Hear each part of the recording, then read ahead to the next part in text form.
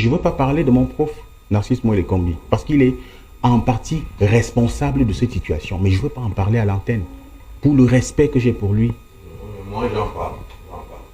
J'en parle directement parce que il a tout le temps prétesté les hautes instructions du chef de l'État. Mais nous, il a tout le temps prétesté l'application des hautes instructions du président de la République. Pourquoi vous dites prétester? Oui, prétester parce que quand on le voit sur le terrain, on comprend que quand le président de la République donne les instructions, et tout le monde l'a suivi dans son discours, qu'est-ce que le président voulait?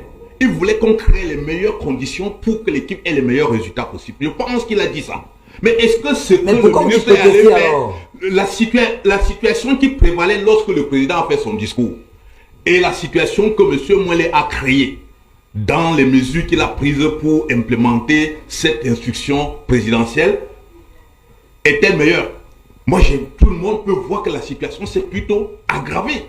Donc, tu ne peux pas être incapable de ne pas comprendre que si le président a demandé de prendre des mesures, c'est pour atteindre des objectifs précis. Mais toi, tu peux prendre des dispositions qui vont plutôt aggraver la situation qu'il avait amené à donner ces instructions. C'est pour ça qu'on dit que, mais franchement, en termes de manager, je pense que cette personnalité... Si vous étiez Premier ministre ou président de la République, si j'étais président de la République, il serait au quartier depuis. On devait le renvoyer aux amphis.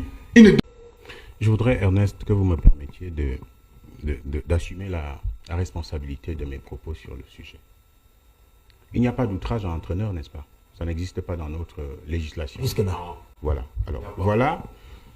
Merci, monsieur le député. Nous avons recruté à la tête de l'équipe nationale du Cameroun un villageois qui est venu de Belgique. Les Blancs sont villageois? C'est un villageois qui est venu de Belgique, un villageois chômeur. Mais c'est injurieux. Non, non, c'est pas injurieux. Si, Ernest Obama.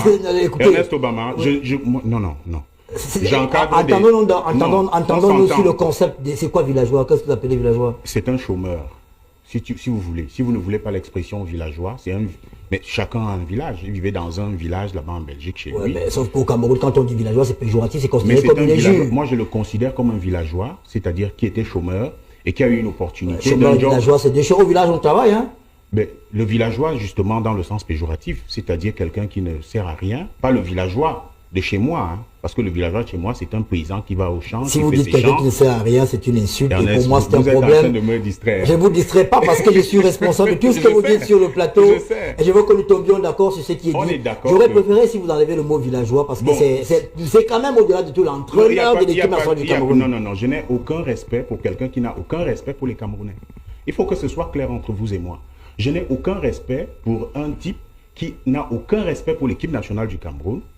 Je n'ai aucun respect pour un monsieur qui vient ici pour gagner des dizaines de millions et qui ne respecte pas le Cameroun, qui ne respecte pas les responsables camerounais, qui ne respecte pas le président de sa fédération. Je n'ai aucun respect pour un individu comme celui-là. C'est pour cela que moi je suis prudent. J'ai commencé mon propos en vous disant laissez-moi la responsabilité de mes propos. C'est vous qui assumez l'antenne, je le sais.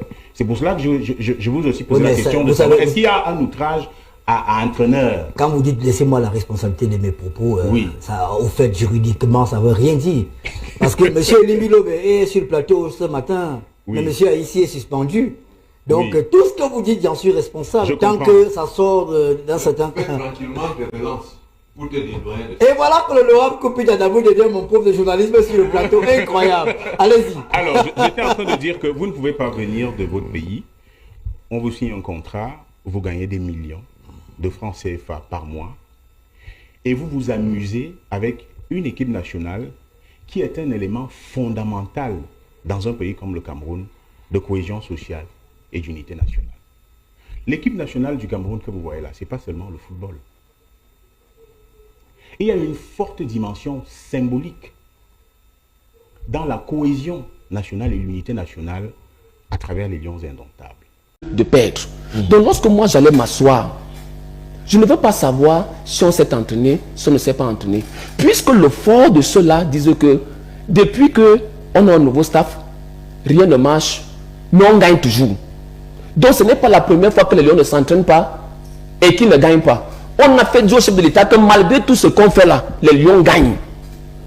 Ce n'est pas moi qui ai dit. Hein. Vous avez le discours du chef de l'État du 10 février qui dit que il félicite le staff technique parce que les Lions ont retrouvé la victoire.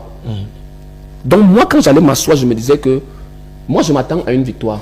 parce que je sais qu'on a le staff le plus compétent du monde entier. Qui, nonobstant toutes les difficultés. Vous savez qu'on allait jouer à Kampala contre il me semble, contre le Zimbabwe. Les Lions ne s'étaient pas entraînés. Hein. D'ailleurs, ce match-là, on avait fait 0 tir cadré. On a fait un match nul. Pendant que nous autres, on était en train de dire que laissez un peu les problèmes administratifs. Regardons le fond de cette équipe. Il y a quelque chose qui ne va pas. On a très vite fait de nous taxer d'antipatriotes, d'ennemis de la nation. Pourtant, on s'arrêtait uniquement sur le plan technique en disant que cette équipe commence à présenter des signes qui ne sont pas très bons. Mais personne ne nous a écoutés. On nous a dit, avec tout ce qu'il y a, le type est bon. Quand quelqu'un est bon, il est bon. On n'est pas bon.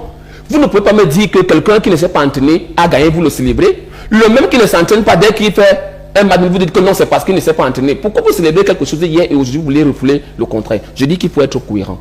Pour moi,